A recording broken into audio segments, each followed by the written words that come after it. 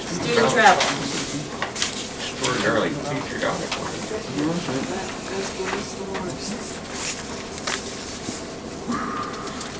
In addition to the changes that are here, I've had a suggestion from one of the administrators that in the second paragraph, last line, where it says, "and all necessary arrangements," that word be changed to "reasonable arrangements."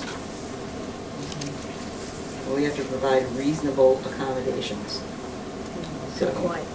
I think if you think about, so if it took, that we had to hire a hydraulic lift to enable a child to get up to a lighthouse or whatever, that's not a reasonable accommodation. But it would be necessary if the class decided they were going there, so we want to make sure that... Yep, good point. All right, if there's no further discussion, how about we have a motion to approve with that change? So moved. Second. All in favor? Aye.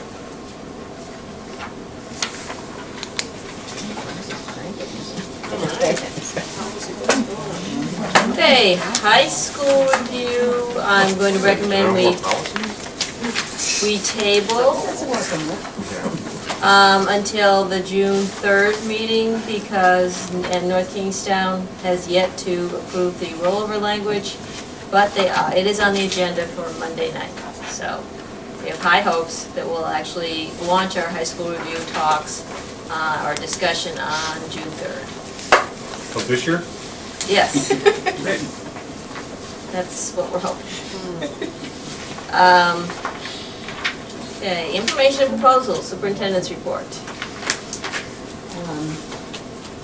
I'd like to inform you about some legislation that's very likely to pass. And this was something that was brought forward to the legislature by Captain Laboral, who's the military term, base, very in charge of base. And it's called the Interstate Compact on Educational Opportunity for Military Children. I also provide you with the status of this in various states. 30 states have already approved this. And I've given you the executive summary as well, but I do want to tell you that the captain testified for this bill. I wrote a letter of support. The commissioner testified for it as well. The purpose of it is to try to make transition as easy as possible for children in military families who change schools so often across the states, across countries. And as we know, regulations in different states are different. So sometimes it becomes very difficult for, it's difficult enough that the family has to get up and move and the kids have to change schools many times, etc. But there are things that get in the way as far as regulations go. This smooths some of those out with agreements across the states. And this would be for kids that are transferring between school districts and between states. I did go through to determine, there's a lot here. The most significant pieces of it have to do with high school students and graduation requirements, course, placements, and that sort of thing. But there are specific things that would affect us here, and those would have to do with enrollment and entry ages and that sort of thing. One requirement would be on educational records, that if the child arrives and doesn't have the educational records, that we allow more time, we get temporary ones, and that we allow the child to start school and be more flexible on the requirement for educational records. Immunizations is another thing. We require that our students be immunized before they come to school, and this says that military students would have 30 days from the date of enrollment. that would allow them to get immunizations in receiving state. They're different in lots of states of what you have to have and what you don't have to have. And then, and this might, we have a kindergarten, first grade entry date that we adopted recently. But if a child was in, say, in a kindergarten program in another state, was allowed in that program earlier, that we're not going to penalize that child and allow them to continue either in the grade that they're in, if they come in the middle of the year, or to advance on to the next grade level. That we will honor the IEP that comes with them and put those services in place for them until we have another IEP and reevaluate, et cetera. So there wouldn't be any stumbling blocks in those sorts of transitions.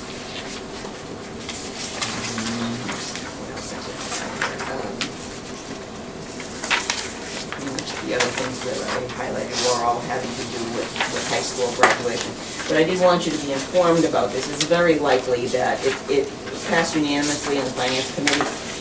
I anticipate that it will go on. It would be unpatriotic not to pass this. So I see this as basically a no-brainer. Not so much in New Hampshire, though, or Arkansas. No, there are places that, live free or die in New Hampshire. Well, I noticed that Connecticut's the only New England state that has signed it. Massachusetts has not acted on it. Vermont has not, well, I'm sorry, yeah, Vermont has not acted on it, so I don't know if it's unpatriotic or not. Vermont doesn't have the kind of facilities that we have here with the transiency of kids moving, or families moving on a yearly basis. No, they have not all. There are 30 states here that have it as law. If we pass it, we'd be the 31st. But so do we have to weigh in on it, or is it just with the state? No. But if it's passed, it will be law, and we'll be required to comply with this. And it would also affect NK. Okay.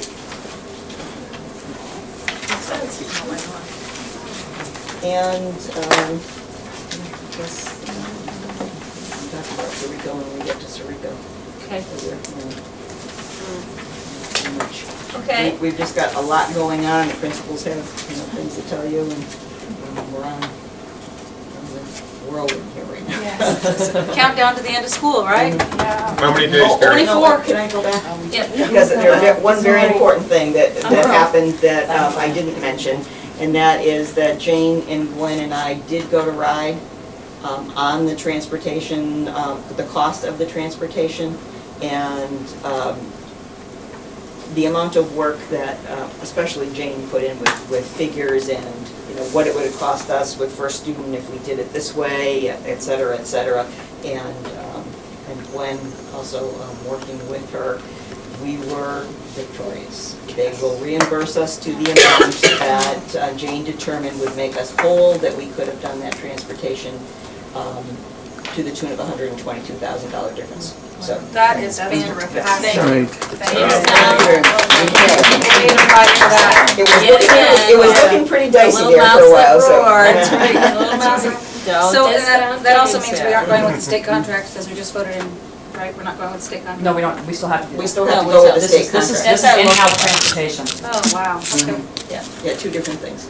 But that settlement is based on our in-house contract.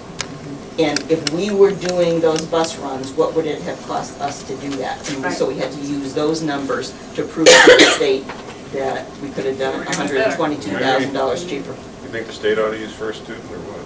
They are the first student. They do. They do. But they have a different contract. Aha.